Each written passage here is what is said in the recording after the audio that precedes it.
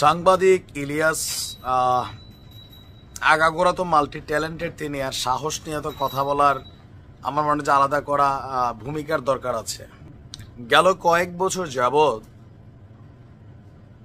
আওয়ামী লীগের বিপরীতে যখন তিনি বক্তব্য দিয়েছেন, বিএনপি এবং জামাতের নেতাকর্মীরা তার অন্ধ সমর্থক ছিল। অন্ধ, ইলিয়াস ভাই ছাড়া কিছু বুঝতো না।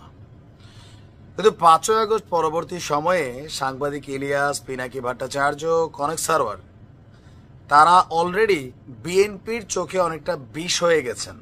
কেননা মোটামুটি ইলিয়াসকে এক ধরনের জামাতের সমর্থক অনেকে বলা শুরু করেছিলেন। আবার অনেক কন্টেন্ট ক্রিয়েটার বড় বড় তারা বলতেন যে তিনি জামাতকে সাপোর্ট করেন, প্রমোট করেন।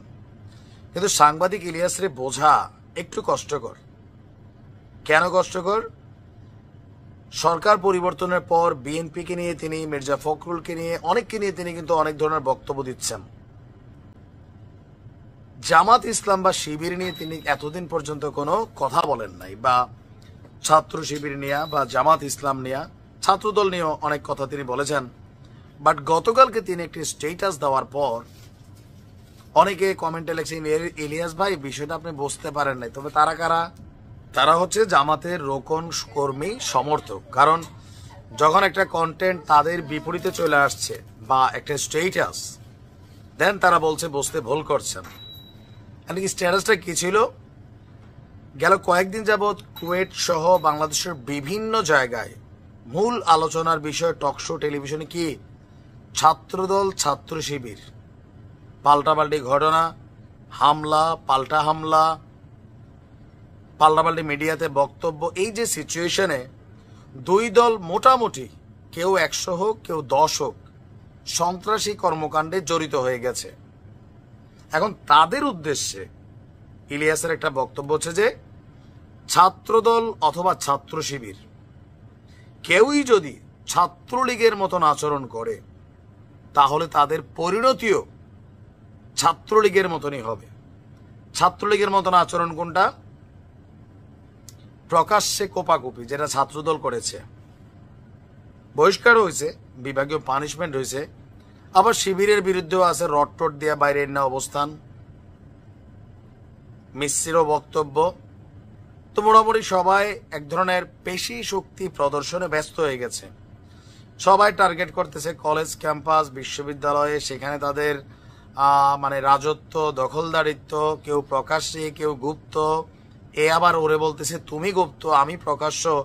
এরকম বাকবিতণ্ডা কিন্তু অনলাইনে, টক শোতে, মাঠের রাজনীতিতে চলমান। মানুষ কি ভাবছে? এরকম গুন্ডামি, সন্ত্রাসী কর্মকাণ্ড ছাত্রলীগ করত, তাদেরকে নিষিদ্ধ করা হয়েছে। ভাই, দেশ এখন ছাত্রলীগ মুক্ত হয়েছে।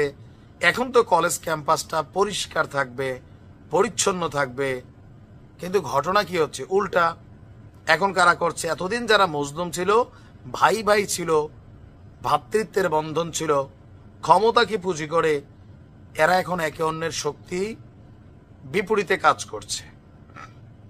যে যতটুকু পারে যার জ্ঞান গরিমা মাঠে পর্যায়ে ব্যবহার করছে। এগুলা কি দোনো দলের জন্য কল্যাণকর? বাংলাদেশ এগুলা দেখতে চাইছে না। ছাত্রলীগ খারাপ, নিষিদ্ধ হয়েছে। তোমরা তো ভালো, তবে তোমরা যদি খারাপ হও, ইলিয়াস বলছে তোমাদের পরিণতিও ছাত্রলীগের মতন হবে। এই কথা কিন্তু সত্য,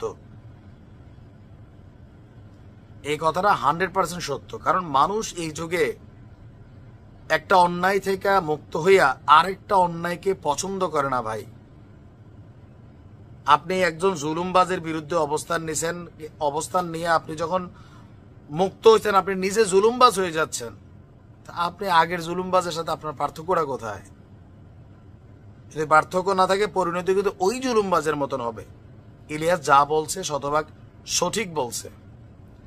আমরা অনেক সময় আপনাদেরকে বুঝাই, তো বুঝটা যার বিপরীতে যায় গালাগালি করেন, বোঝেন না। এবার একসময় ছাত্রলীগের মতন পরিণতি হলে তখন বুঝবেন। এই ছাত্রলীগরে কত বুঝাইছি কন্টেন্টের মাধ্যমে, শুনছে, উল্টা গাইল্লাই তো কমেন্টে, দেশে আয়। একটা মামলাও দিছিল, ডিজিটাল নিরাপত্তা আইনে এইসব কথাবার্তা বলার জন্য সরকার বিরোধী কথা নাকি বলি। এখন কে সরকার বিরোধী হয়ে গেল ভাই? দেখেন আমাদের কথাগুলা কি ভুল হয়েছে? যা বুঝাইছি ভবিষ্যৎবাণী তাই হয়েছে। শিবির এবং ছাত্রদলও আপনারা সাবধান হন কিছু কিছু কর্মকাণ্ডে। ভালো থাকুন।